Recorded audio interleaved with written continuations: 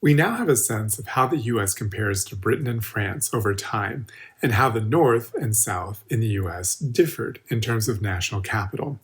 But we still need to take a step back and see how this data fits into a broader perspective regarding the global distribution of wealth.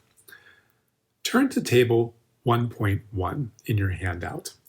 This table allows us to draw comparisons between different regions of the world in the year 2012.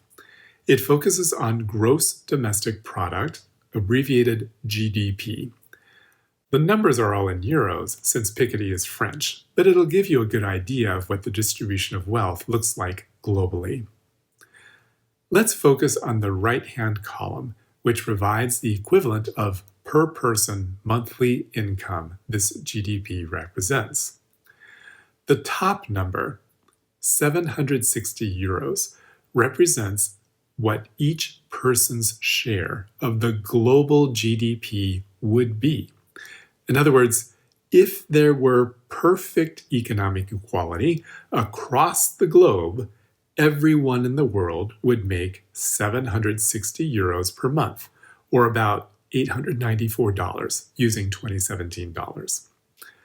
However, if you look down the column, you can see that this clearly is not the case. There is tremendous inequality of wealth distribution across the globe. The US and Canada together are at the top of the heap, with everyone bringing in 3,050 euros on average, which is about $3,589 per month. I don't know about you, but there's a lot of people who don't bring in anywhere near that much money per month in the US. So what we don't see in this table is how that value is distributed within the United States, though we know it clearly isn't equal.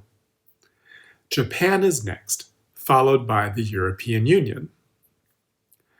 At the bottom of the global heap is the entire continent of Africa, where on average, each person brings home only 200 euros, or about $235 per month. That's followed by Asia, with the exception of Japan, and Latin America. And what do all of these parts of the world with a low per capita monthly income have in common? What you're seeing here is the long-term impact of colonial exploitation, what Du Bois was particularly concerned with when discussing what has been happening within the nations of the periphery. This is where we can clearly see the evidence of the global impact of colonial exploitation, which takes us back to the category of net foreign capital we saw in the previous video segment.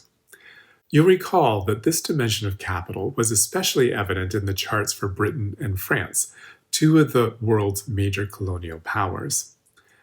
According to classical economic theory, the fact that rich countries own part of the capital of poor countries is supposed to have the virtuous effect of promoting convergence or greater economic equality.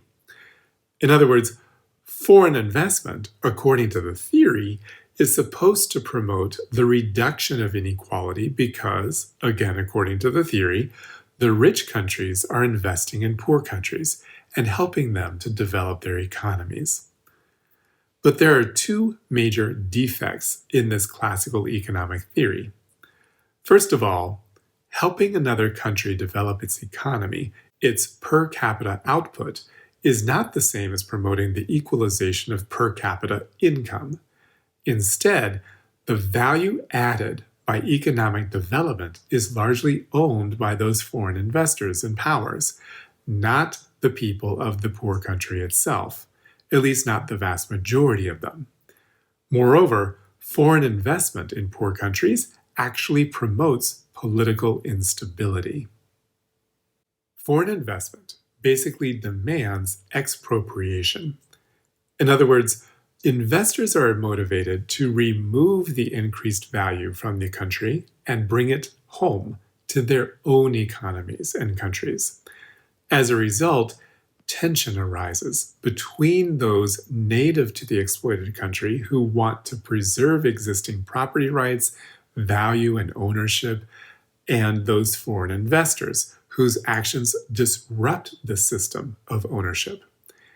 Piketty observes that the result is, quote, an endless alternation between revolutionary governments, whose success in improving actual living conditions for their citizens is often limited, and governments dedicated to the protection of existing property owners, thereby laying the groundwork for the next revolution or coup, end quote.